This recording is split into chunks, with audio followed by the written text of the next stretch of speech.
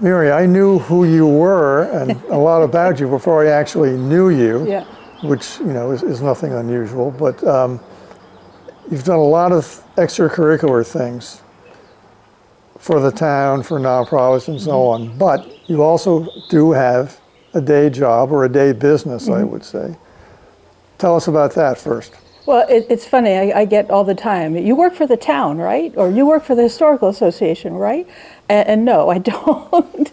I'm just interested in things and in being part of the community. But my current job is as a controller for a software company. I work remotely for a company based in Virginia. It's a company that I had done some work as a consultant for when I lived in Alexandria, Virginia. And they called me up after COVID and said, our accountant is retiring and we're in kind of a bind. Are you available to do a little work for us? And I said, well, sure, happy to come back and fill in, until you figure something out. And after a few months, I was like, this is a pretty good gig. And I knew the people and I knew the company and I knew what they did. And so it was familiar. And I had respect for it as a good workplace. And so I joined the company in January 2022. So this is about 5.5 years total that I've been with them this time. And before that? Before that, I was a freelance business owner, business consultant, business coach. My specialty was QuickBooks software. And so I would teach people how to use QuickBooks. I would take a look at a company's books and point out ways that they could use QuickBooks better or fix the information that they had in QuickBooks that wasn't right. I would teach other QuickBooks consultants how to do the same thing. I became part of a national organization and appeared at conferences and worked with software companies to help them develop software for accountants that would be best suited to their needs. So I had quite the career before I came back to Nantucket. Now, when you were doing all those things, how much of that was remote? At that time, it was a mix. So I started doing the QuickBooks consulting by offering a class through Computer Solutions with Martha. And she had 6 computers in the office, and the people would come and they would take the class, and it would be one-on-one working with them. And after the second time I did the class, people started asking me to come home with them. So it started as completely hands-on, sitting next to the person. And then when I left the island, I still had people who would call me from Nantucket and say, are you coming back? And can we get some help? And so I began to work with clients. It ended up being all over the country, but still mostly in person. Although there was a fun incident when I was walking down the street in DC with somebody that I was preparing to teach a class with, and I got a call from a client. And so I started talking to them over the phone, saying, click here, do that. And I just said to the person with me, make sure I don't get hit by a truck because I'm obviously not paying attention if I'm on my phone. And I was walking them through whatever the issue was. And after the 5-minute call or whatever it was, she just looked at me and said, you're amazing, because I was telling the person exactly what they needed to do without having anything in front of me, which is even more than remote. It's just, completely distanced. Well, obviously you were a pro. Yeah. But it sounds like you've come and gone from Nantucket at least once or twice. So let's go back to the beginning. Where did you grow up? So I was born in Pittsburgh, and by the time I was 5, we were coming to Nantucket. I think the first place that we stayed was Wade Cottages in Sconset. And we did 1 or 2 summers of that. And I think it was 71 that my dad bought a house on Dukes Road. So I grew up summers on Nantucket, plus a few holidays, plus a few extended periods. So spending time between Pittsburgh and Nantucket. But my dad was a professor at the University of Pittsburgh. And so he arranged a couple times to have a sabbatical. And so we spent some portions of years here on Nantucket as a kid. And I actually was in the Nantucket school system for several different grades. So it's hard to say that I grew up in Pittsburgh or that I summered on Nantucket because it was a constantly changing mix of, my dad thinks that Nantucket is heaven on earth, and his goal was just to spend as much time here as he could. He summered here as a kid in the 30s and 40s. And the house that he grew up in, that his parents, my grandparents, owned, was the house that he wanted to own again. Really? And then in 1976, he was able to buy it. Wow. Yeah. So I got to grow up part of the time in the same house that my dad grew up in on Nantucket. That's wonderful. Really nice. That's unusual, too, Yeah. these days. Well, it was funny because the family that my grandparents bought the house from was the same family that my dad bought the house from. So it was Spencer Seeger, somebody in the middle, Spencer Seeger again. And one time we had somebody come knock on the door and ask for the Spencers. This was years after we'd bought the house. So it was very much a family home for a long time. Unfortunately, not anymore. You said Pittsburgh. Let me go off on a tangent for a minute. Pittsburgh is very close to the Ohio border. Mm-hmm. Is Ohio part of the Midwest to you? Maybe Western Ohio is part of the Midwest. Okay. Pittsburgh is not part of the Midwest. Yeah. And so it's somewhere along the line it changes over. I would say Cincinnati is not part of the Midwest, but by the time you get to Indiana, yeah. Yeah, I'm in the same way. I can't think of any part of Ohio as being the Midwest, in part because if it is the Midwest, that means Pittsburgh is just a few miles from being in the Midwest, which sounds crazy to me. But anyway, but back to you and Pittsburgh and Nantucket. As an adult, and just make sure I understand this, how long have you been here off and on as an adult? So graduated from college, which coincidentally was in Indiana, and knew I could get a job on Nantucket, so we came straight here. And so from 86 to the end of 99, full-time year-round resident on Nantucket. I got divorced at the end of 99 and decided that I wanted to go see the rest of the world. And I decided that Washington, D.C. was as much as I could get of the rest of the world in one place. And that's when I moved to Alexandria, Virginia, which is just across the river from D.C. And 15 years there. And then the pull to come back to Nantucket was pretty strong. And I had made a success of myself. And the real estate market had come down until about 2012, I think was about when it hit bottom. And so I started looking in 2012. And in 2013, I was lucky enough to be able to buy a house. Lucky enough or wise enough? Both, I think. It was a lot of planning, but also a lot of luck. Yeah. When you moved to Alexandria, were you going to the place and then you looked for a job, or did you? No, I was starting my own business. So it's. But you chose that location rather than other ones because of? Well, multiple things. So as I said, it was a very internationally available city. It was warmer in the winter, but still close enough to get back to Nantucket very easily, direct flights. And it was, Old Town Alexandria is a waterfront historic community with cobblestone streets and sea captains' homes. And it just felt very familiar. Yes. And it was a really great place for a small business person. The next neighborhood over from Old Town, Delray, was a lot like the neighborhood I grew up in Pittsburgh. So it was just a very comfortable, welcoming place for me. And I met great friends, and I did really well, and business clients, came out of the woodwork. And I used to have a PT Cruiser that was bright blue, and on the side of it was my old website, helpmewithquickbooks.com. And I had people who would chase me in traffic or flag me down and say, "I need your help, please Really? Call me." As you know, I had a business here until 2006, and I was old-fashioned even in 2006. And when I did my books, I did them myself with a pencil and paper.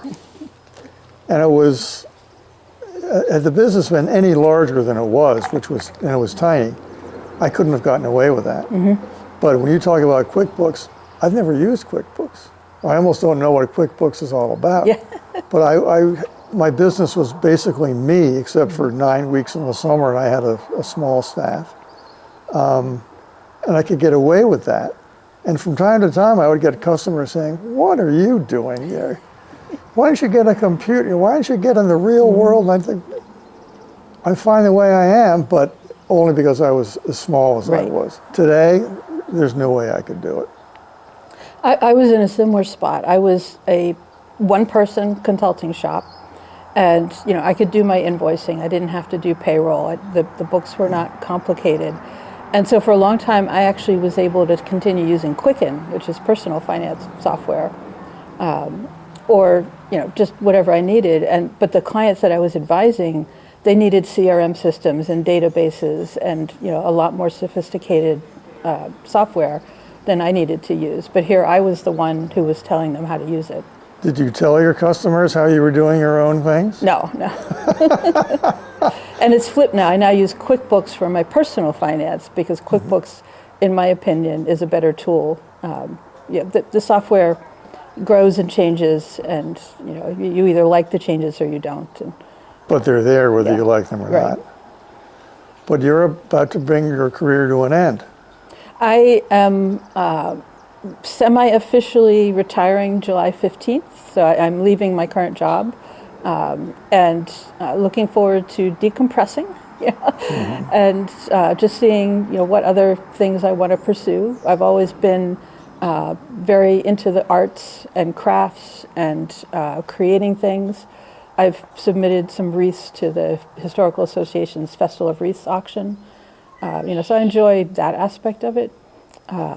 I might start a little small side business again. I've got a lot of options open, and I'm looking forward to just not being focused on the constant deadlines and grind of an accounting schedule, where you're always looking for the next deadline, next monthly return, the next quarterly report, the next annual tax return. It's always something coming down the pike at you, and it'd be nice not to have that. It must be interesting, or I think it must be interesting, to have the sort of work you have had, because when I look back on my business, it was like two different stores.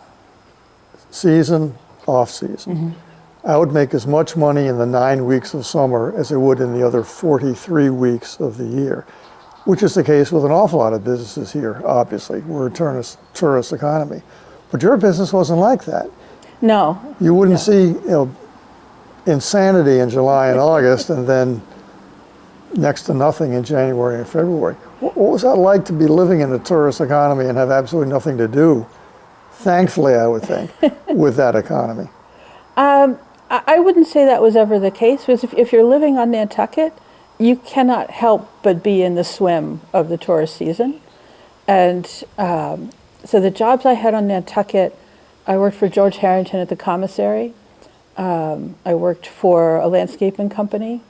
And those were definitely seasonal businesses. So, But your job with the off-island firm wouldn't have been that yeah. way. So it's very nice that I don't have to fight the traffic to go to work. Yep. I have a flexible schedule, so it's nice that on a nice day I could go spend an hour or two in the garden, and it wouldn't be I'd have to go home to do that. It's just I'm working from home, so that aspect of it is really very nice. It's been a you nice, liked working at home. yeah, Because some people don't like it. Some people think they'd much rather be out of the house when they're actually doing work, but that didn't bother you. No, well, I live alone, so I didn't have. What I miss is actually working with other people, and so that's one of the reasons why that's probably the biggest drawback of working remotely is that you are on your own all day long. There's no chit chat. There's no meeting at the water cooler with a cup of coffee and a donut. There's none of that sort of social interaction, and that's probably why I've continued to be involved in multiple groups. You get some more of that interpersonal connection. Before we get to those other groups, in your current job, do you have to have face meetings once or twice a year? Do So you our have to travel company, somewhere to yeah. meet with your higher ups or whatever? Our company does try to schedule an all-hands in-person meeting, but all of our employees are remote. So we have employees. All of the yes, employees? Yeah. So we have 10 different states. We have West Coast, we have New York, we have Georgia, across the country. So bringing all of us together is, it's an expense. Is there a home base, so to speak? Yes, in Alexandria, Virginia. Yeah. That's where our CEO is. So the furthest you have to go is... I only have to go to Alexandria, yes. Yeah. Okay, your extracurriculars, as I referred to them earlier. Where would you like to start? Because you have a whole bunch of them you can talk about. Yeah, there is a bunch. Well, I mentioned the Historical Association. Yes. So one of the things I like to do is to look for Nantucket artifacts in auctions or online or wherever. And many of the time I will find something and I will shoot an email over to the NHA and say, hey, here's a significant item or something unique and interesting or something related to some aspect of history. Is the NHA interested? And sometimes they'll come back and say, oh, we've already got one of those. Or they'll come back and say, well, that's nice, but it's not for us. But frequently they come back and say, oh, thanks very much, we've gone and purchased that. And that's really a lot of fun. I'll bet it is. Yeah. It gives you a nice feeling. And then there are ones that I don't tell them about and I just buy for myself. I won't ask you what those are. So is this all volunteer? Yeah, yep. Are you on the board or anything like Nope. that? Or? Nope. It's just fun. Oh, yeah, I'm sure it's a lot of fun. And I wish there were more people like that around here doing that sort of thing, because obviously they want as many things as they can. Well, I mean, there are limits.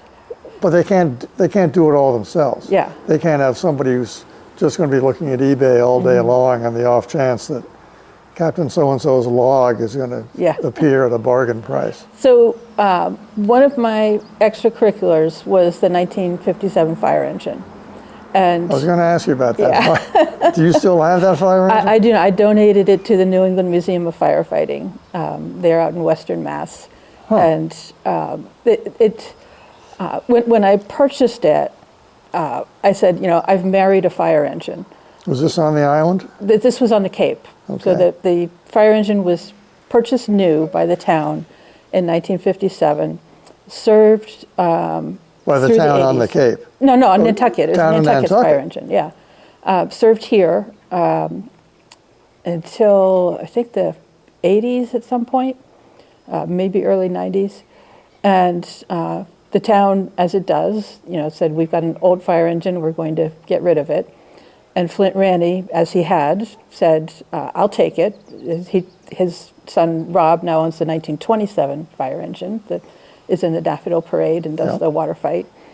And so for a while, the Ranny family had two fire engines. And both were running at the time, but there was a part that eventually went bad on the 57, and it sat in a garage for many years. And I imagine that at one point the Ranny family must have gathered around the dinner table and said, we had two fire engines, and one of them runs and one of them doesn't, and perhaps one that runs would be enough. That's two more than most people have. And so they asked around, and they couldn't get this was pre everything on the internet. And couldn't get a part, and eventually found somebody who would take on the task of finding a buyer. And I had some guests one weekend, and they said, and I was telling them about my proclivity for searching for Nantucket historical items. And they said, well, does Nantucket have Craigslist? I said, I don't know. Let me go look. So after they had left, I went on to Craigslist, and there is no Nantucket neighborhood version of Craigslist, but there's Cape and Island, and you can search for keywords. So I searched for Nantucket, and up comes the ad for a 1957 fire engine that says Nantucket, and I'm like, oh, this has got to be a joke. This is somebody painted Nantucket on the side of a fire engine, and I couldn't get it out of my mind, and so I actually went to the Cape and took a look at it, and called around, and I talked to Mark Enoch, and I probably talked to Rob Ranny and I talked to the NHA, and the NHA said, well, we don't have anywhere to put it. We don't have any way to display it. We don't have anybody to maintain it. So we're going to pass on the fire engine. And I just thought, well, somebody should do something. I mean, this is a 1957 Nantucket fire engine. It's not a piece of junk. I mean, it's got issues, but it's not a piece of junk. And then finally I realized if somebody needed to do something, I was going to have to be somebody. And I have always loved big machines. So I bought a fire engine.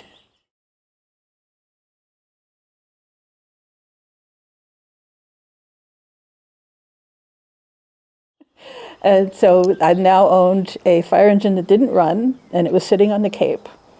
And thus kicked off a nice little adventure for several years. And I actually did a talk at the NHA about that process. And I recommend going to the NHA's YouTube site and watching that. Where did you put it? So I did get it running, or I paid people to get it running. Yeah. Brought it back to the island. I was lucky that I found a garage space for it off of Nobodere Farm Road that was affordable. And that was a year or two. And then they needed the space for something else. And so for a summer, I didn't have a garage for it, but it just barely fit down my driveway. And so for a summer, I had a fire engine parked behind my house. And it was just heartbreaking to watch it rot in the weather. Yeah. And then I was able to find another garage space that was not really affordable, but it was better than watching it just fall apart. And so for a couple of years I had that. And then after COVID, I was like, I can't keep paying for a garage for a fire engine that I'm not physically comfortable driving anymore to parades that don't exist during COVID. And so I started looking for a safe home for it because I didn't want it parted out or sold for scrap. And that's when I found out about the New England Museum of Firefighting. Where is that, by the way? I think Acton, Mass. It's the western edge of Massachusetts, almost to New York. Well, Acton is actually closer to Boston. No, okay, then that's the wrong town. I have to go look Adams, it up. maybe? Maybe Adams, yes, Adams, thank you. okay. Yeah. Yeah. Well, I'm glad it's still, I'm glad somebody is getting some use out of it. I talked to them a couple months ago, and they said that, yes, it's happy there. And On display, I assume. they're renovating the building, so it's not on display, but they promised that they would try and keep it running and take it out to parades and, and share it with the world. And that's why I bought it. So it isn't on Nantucket, but it's still, a part of the world. It's not. Does it have Nantucket on the side of it? Mm-hmm. Really? I don't know if they've repainted it, but it had its original paint job when I got it. Yeah. Really? Yeah. Wow. Okay, that's NHA. Nantucket Town Association, which is when I first got to know you. You and I have in common, we're past presidents now. That's right, that's right. So I've always been part of a civic association. I was in Alexandria, part of the neighborhood association when I lived there. And so when I came back here, the Nantucket Town Association was geographically the right fit, so I joined. Yeah. And then when Ann Terry, the previous treasurer, wanted to give that job up, I volunteered for it. I had been treasurer of the group in Alexandria. And then when her husband, Henry, who was the president, passed away, I was asked to be president. And I said, I can do that on a temporary basis, but I can't step into those shoes right now. I was, my job can be pretty demanding, being the controller of a software company, and I wasn't ready at that point to take on leadership in anything else.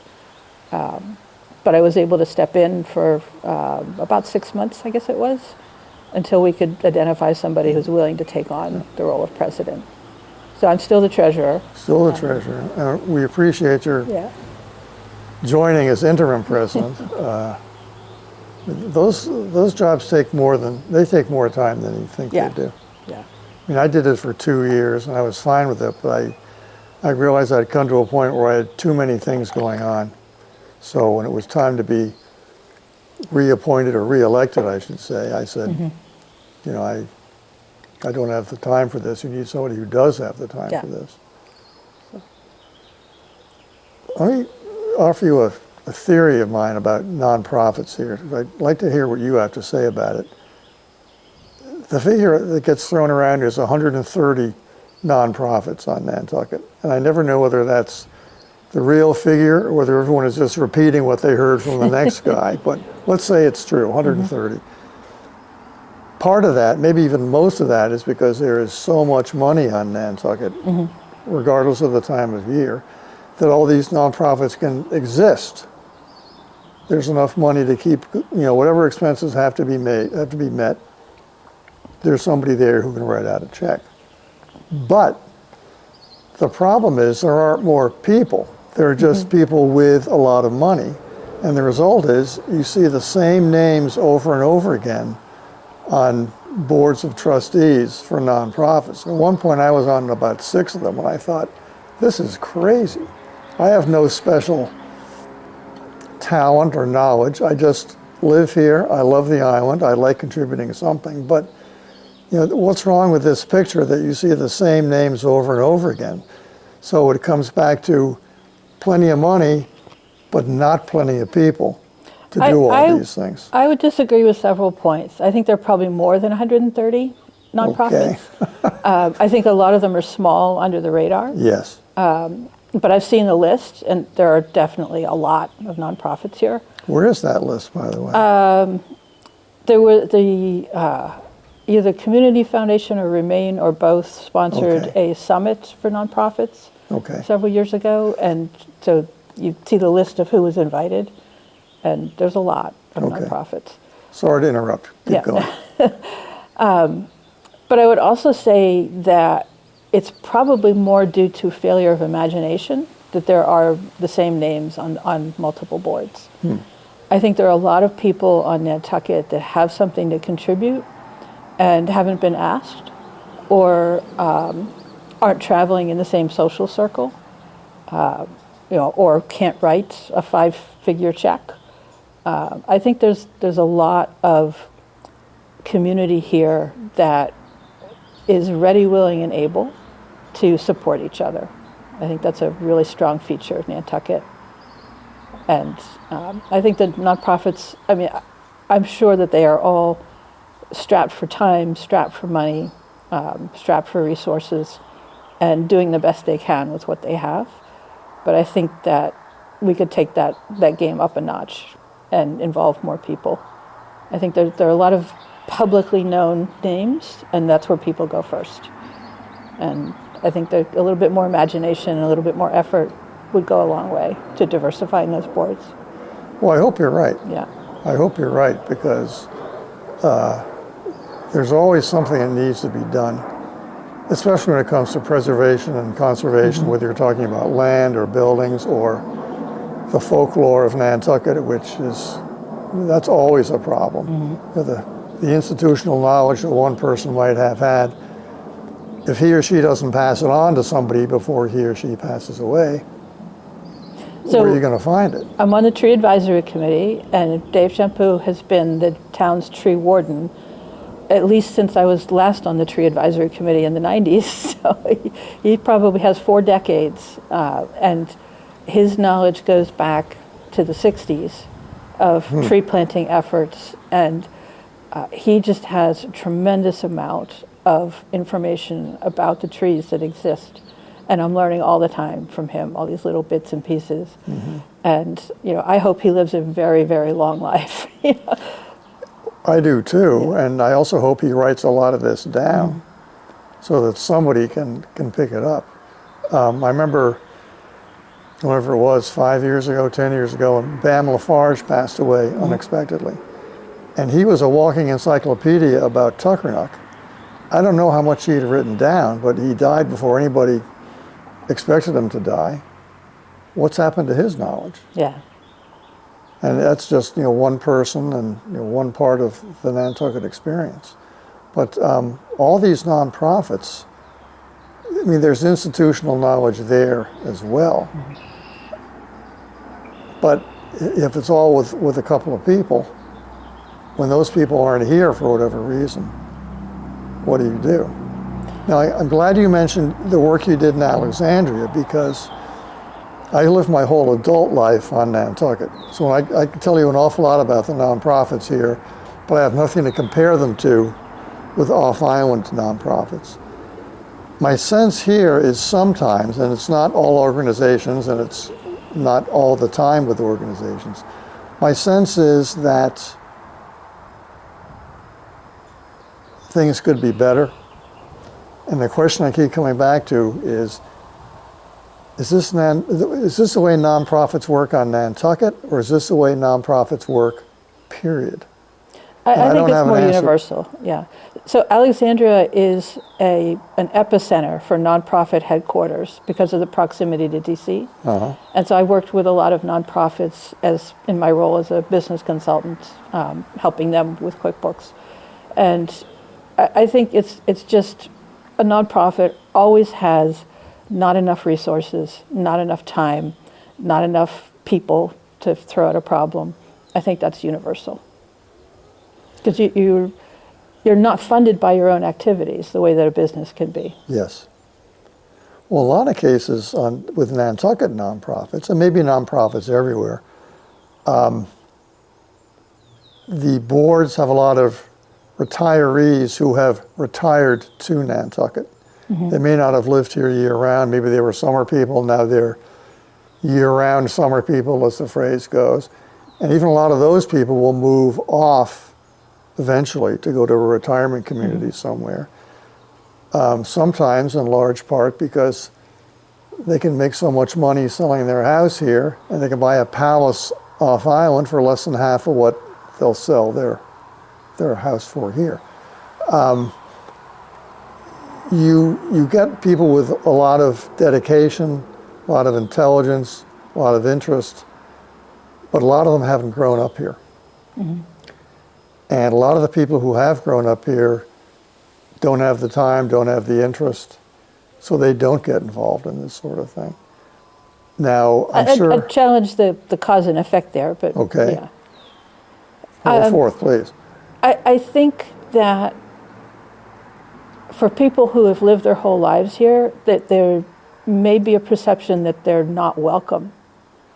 I attended a lecture once, and the person giving the talk was a person who you've described, that is a summer person, retired here, definitely a part of the community, definitely cared about Nantucket, but let slip a comment about them, referring to year-round local people. Yes. And that just was so telling that we all love Nantucket, but we don't all love each other. That's a good point. Yeah. Yeah, there is a differentiation, shall we say? Is that a discreet way of putting it? There's often this differentiation between those who lived all their lives here mm-hmm. and those who haven't. Now, I've lived here for 51 years. I've summered here for 65 or something. But I'm not an islander. I've always known that. Of course, I never will be. And I appreciate Nantucket in a way different from somebody who has lived here all the time. Mm-hmm. And that's not to say one is bad or one is good, but it's different. I started spending time here in the off season in 1964. You can imagine what that was like. It was great. But it wasn't the same as growing up here. It wasn't the same as living here year-round in the 50s and 60s. And by the 70s, by the time the 70s came, it had already begun to change. And it went into high gear in the 90s and the aughts mm-hmm. and so on. And now, I've probably said this before on these programs, but the year-round population now is larger than what the summer population used to be when I first got here. And when I tell people that, I just watch their jaws drop. But it's absolutely true. That's one of who knows how many changes we can talk about. But there it is. So the year-round population of Nantucket circa 1970 was around 3,000. Yes. But the whaling era population was around 10. Yes. And so what that tells me is that the town that we have inherited from the whaling era was built for a population of 10,000. So the population of 3,000 in 70, and maybe it was up to 8 by 1980, and it didn't really crest above 10,000 significantly until around the turn of the millennium. The town could absorb that in a much more comfortable way than it could absorb the population growth we've seen since 2000, because we had the empty infrastructure. And those of us who were here in 70 felt like it was normal for that infrastructure for 10,000 to accommodate only 3,000. So we still feel it as a loss, that it used to be different. But I think it wasn't really as much of a problem until we started pushing past that 10,000 year-round population, because then we started outstripping the infrastructure. Well, that 10,000, almost 200 years ago, a lot of them, more so than today, there would have been families. Mm-hmm. Mother, father, 5 or 6 kids. And that 10,000 was almost all in town. Yeah. It was all within, say, a mile and a half of Main Street. Now today, you're more likely to see 2 people or 3 people living in a house instead of 6 or 8. And the 25,000 figure, which comes from the sewer department, by the way, comes from David Gray, based on, you can imagine what it's based on. It's more spread around. Mm-hmm. There are more people. The area that the town, they didn't set it aside, but the corridor between town and Surfside and just off of that, the town has encouraged. Fashionable Mid-Island, as I think it's. Yes. Yeah. They've encouraged people mm-hmm. to live there, and they tried to discourage them from living in Pulpus, Walwinet, where we are right now, or Nantucket, or whatever. I understand why they did that. I'm not criticizing it. I'm just saying this is one thing that they've done.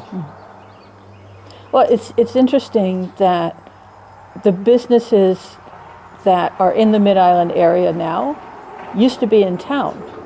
Yes, and a lot of them were. They were, I don't know if encouraged is the right word, but everybody thought it was a good idea to take them out of town so that town could focus more on the tourist trade, and those businesses would have room to grow. And I may be interpreting that a little generously. I mean, I wasn't there when the decisions were made, but it's interesting that it was intentional for the businesses to move out of town. It wasn't that they were forced out. No, they weren't forced out. No, they weren't forced out. Although maybe with cheaper rents out there, somebody would make a case that I was forced out. But I remember getting people in my store, year-round people in my store. Now, I closed my store in 2006, so we're going back 20 years plus. And I would get more than a few year-round people who would come in my store in May, let's say, buy something, and on the way out they'd say, "I'll see you in September." Yeah. I said, "Oh, you taking off for the summer?" Yeah. "No, I'm just not coming into town for the summer." Yeah. And this was, as I say, more than 20 years mm-hmm. ago, when coming into town wasn't the challenge that it is today in the summertime. So yeah, this is these things have been happening for a while.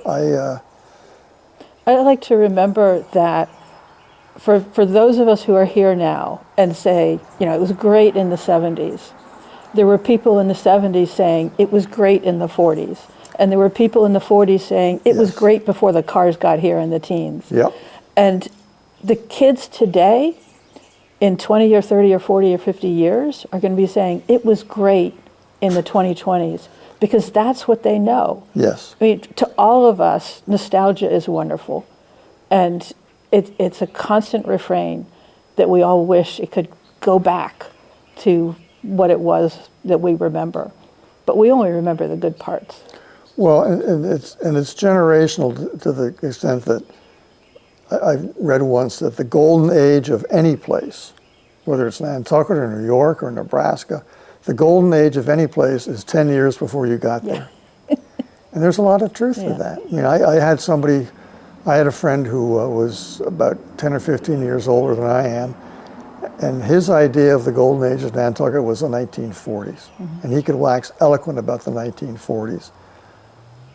I tend to think of the late 50s and early 60s when I first got here.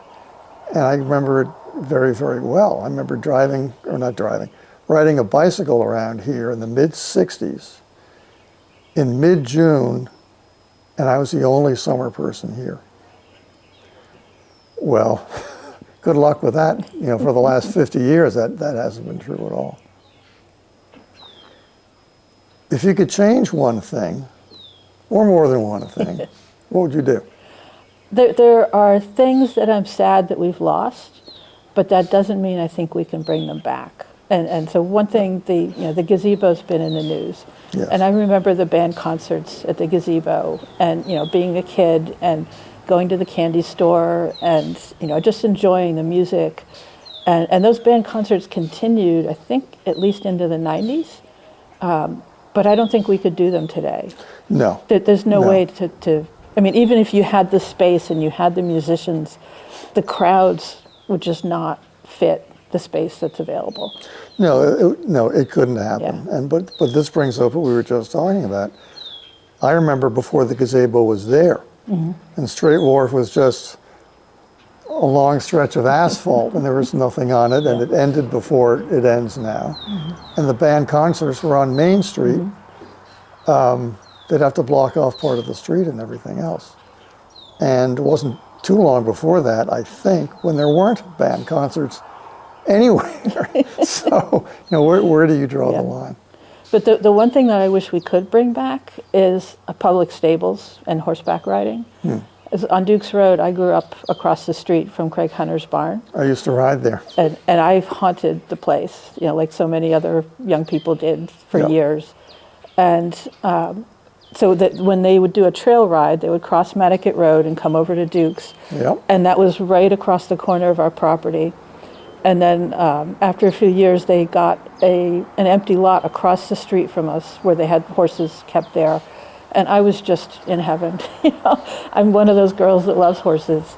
And, if anybody wanted to get me something, give me a trail ride, it just, I wish that we still had accommodations for the public to be able to connect with horses. I know there's still horses on the island, but they're, tucked You never away. see them, but they're there. Yeah. They're there.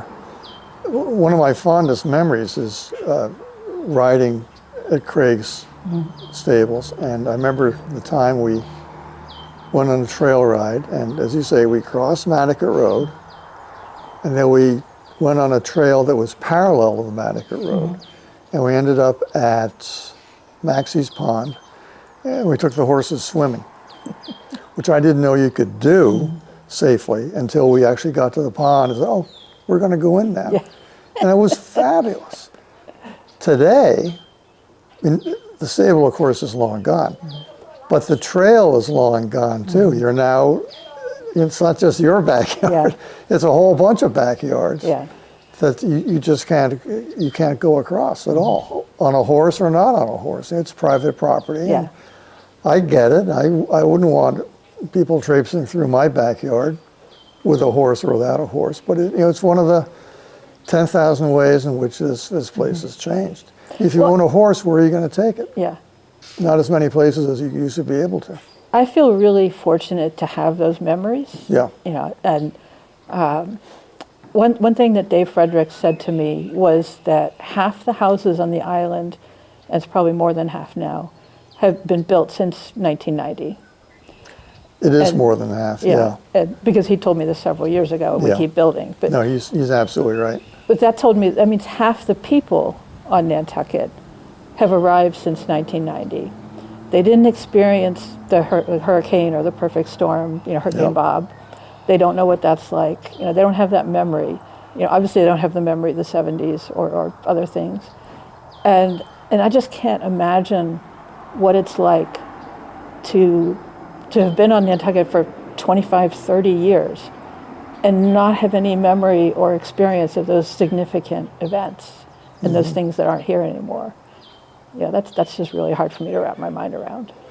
Well, if you've been here a long time, as we have, we could talk for the next 3 hours about things that we miss or things that we're sorry that are here. Whether it's Allen's Diner, which was my favorite restaurant when I was a little boy, where the club car is now, or whether it's the fact that there were no shoulder seasons 50 or 60 years ago. It wasn't that they were shorter or less crowded, they just didn't exist. But as a friend of mine said not too long ago, we were talking about this sort of thing and all the things we don't like about Nantucket today. And finally he said, well, all those things are true, but if not here, then where? And I don't have an answer to that, and he didn't have one either. Yes, there are a lot of things we'd like to change, but this is still a pretty damn nice place to be. Charles Dundee wrote a letter to the editor a week or two ago. I saw it in the Current, and he just really captured what it is. You know, Nantucket has a magic. I don't think Nantucket is unique in a lot of ways, but it has a unique magic. People don't want to hear that, but I think you're right. Yeah. I mean, there are wonderful places and wonderful people and history and beaches and wildlife. And those all exist in other places. Yes. But we still have a magic. No, there was a guy, I don't know if you ever knew Peter Aiken when he lived here. And he had been in the Peace Corps. He had traveled literally all over the world. Maybe the best traveled person I've ever known. But he settled here for a while, stayed for 20 or 30 years until he got priced out. And we were in a conversation, there were a few of us in a room, and oh, Nantucket is so great. And Peter finally said, yeah, it is great, but this is not the only great place in the world. And I can tell you because I've been there and I've seen them. It's great, I want to live here, I'm living here now. But he made a point of this. There are plenty of other places in the world. And I would add, a lot of them aren't that far away. Mm-hmm. Now, you don't want to say what they are, but you don't want to. Well, they know about us. Yeah. They know about us. Fair. I mean, it seems though the whole planet knows about us sometimes. But you know, it is still a wonderful place, a flawed place, but compared to the flaws in other places, we've got it very, very good down here. On that positive note, let's wrap up. Thank you for doing this, Mary. Well, thank you, Charlie. I appreciate the invitation. Always glad to have you.